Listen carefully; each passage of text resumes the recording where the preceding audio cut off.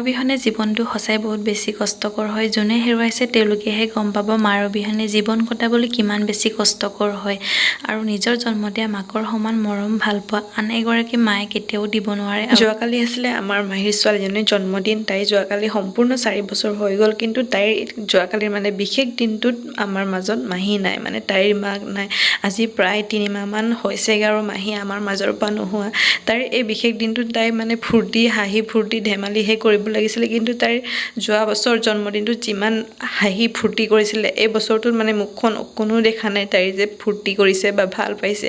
এনে হাঁহিছে বাৰু, খেলিছে লগৰ পোৱাৰ কাৰণে, কিন্তু যোৱা বছৰ যিমান ভাল পাইছিলে কিন্তু এবাৰ সেনেকুৱা হাঁহি মুখ নাই কাৰো মুখতে আৰু তাই কেইদিনমানৰ আগতে আমাৰ মা ঘৰত থকাকৈ আহিছিল। তাই সদায় ৰাতি কান্দে বোলে, সদায় লুকাই লুকাই ৰাতি কান্দে বোলে।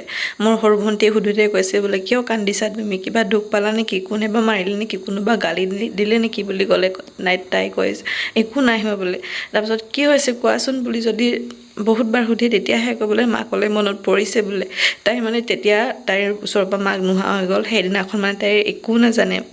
মা ঢুকালে ন, মা ঢুকালে ন বা বোলে সেনেকৈ মোক সুধি আছে। মই কৈছোঁ নাই ঢুকা নহয়, মা ভগৱানৰ ওচৰহে গৈছে। যেতিয়া তুমি পঢ়ি শুনি ডাঙৰ হ'বা তেতিয়া মা আকৌ ঘূৰি আহিব বুলি কোৱাত সেইটোৱে বিশ্বাস কৰি লৈছিলে। কিন্তু তাই লাহে লাহে এইকেইদিন গম পোৱা হৈছে যে তাইৰ মাজত যে মা আৰু নাই, কেতিয়াও ঘূৰি নাহে। মাহী আৰু আইতাই প্ৰায় মোক 4-3 বছৰ মানৰ পৰা ডাঙৰ দীঘল কৰিছিলে। আমাৰ ঘৰত জইণ্ট ফেমিলি আছিলে কাৰণে কেতিয়াবা মায়ে মোক ভালকৈ সময় দিব পৰা নাছিলে।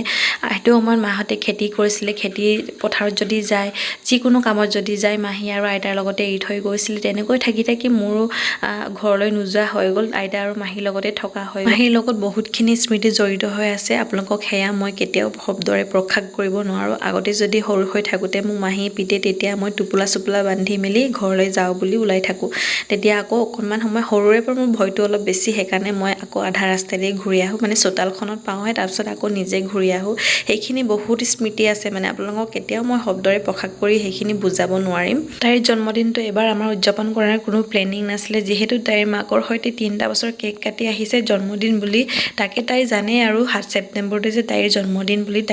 তাই মোক ফোন কৰি কৈছে যে বা তুমি মোক কেক এটা আনি দিবাচোন, সদায়চোন মোৰ মায়ে আনি দিয়ে, এবাৰচোন মোৰ মাও নাই, কোনেনো আনি দিব বুলি কোৱাতহে আমি ৰ'ব নোৱাৰিলোঁ। যিহেতু মাহী আমাৰ মাজৰ পৰা নোহোৱা সম্পূৰ্ণ 3 মাহো হোৱা নাই, সেইকাৰণে আমি এইবোৰ নকৰোঁ বুলি ভাবিছিলোঁ। কিন্তু তাইৰ সুখৰ কাৰণে আমি এইবোৰ সৰু সুৰাকৈ হ'লেও আমি উদযাপন কৰিছোঁ।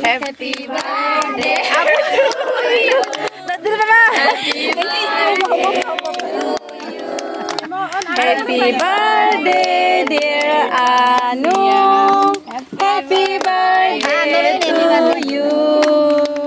Apa pilih pizza apa tali?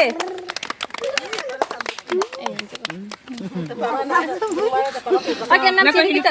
Aku inci sini kita. Aku inci lato. Inci lato. Aku ngam sini lupa no. Bagi orang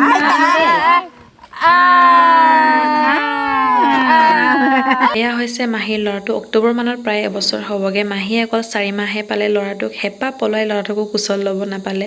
হস্পিটেলত 4 মাহ দিন থাকিবলগীয়া হোৱাৰ কাৰণে পেহীয়েকৰ লগত এৰি থৈ গৈছিলে ল'ৰাটোক। এতিয়া পেহীয়েকে ডাঙৰ দীঘল কৰিছে, আৰু আজিকালিৰ দিনত এনেকুৱা পেহীয়েক এজনী পাবলৈ বহুত বেছি ভাগ্য লাগিব। মাহীৰ ল'ৰাটোক দেখিলে চকু পানী নিজে নিজে ওলাই যায়। কেতিয়া কেনেকৈ চকু পানী বৈ আহে গমেই নাপাওঁ, কিন্তু ইমান আৱেগিক হৈ মহাৰ আগত দেখাবও নোৱাৰোঁ, কাৰণ মহাই এই 3 মাহ দিনটো কেনেকৈনো পাৰ কৰিছে মাহীৰ অবিহনে সেয়া অকল মহাইহে গম পাব। সদায় এটা কথাই আমনি কৰি থাকে যে ল'ৰাটো যেতিয়া ডাঙৰ হৈ আহিব সকলোৰে মা আছে, মোৰ মা ক'ত দেউতা, মোৰ মা ক'ত আইতা, মোৰ মা ক'ত বা বুলি সুধিলে আমি কি বুলি উত্তৰ দিম। সেই দিনটোলৈ বহুত বেছি ভয় লাগি আছে আমাৰ সকলোৰে।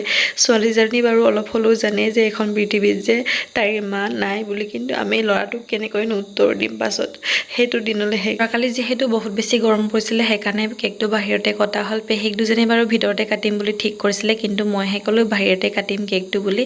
আৰু যোৱাকালি আহোঁতে গোটেই ৰাস্তাত আইতাই কান্দি কান্দি আহিছে। আৰু আপোনালোক সকলোৱে আমাৰ মাহীৰ ল'ৰা আৰু ছোৱালীজনীক আৰু মহাক সকলোকে আশীৰ্বাদ কৰিব যাতে ভালে কুশলে থাকে, ডাঙৰ হৈ যাতে ডাঙৰ মানুহ হ'ব পাৰে।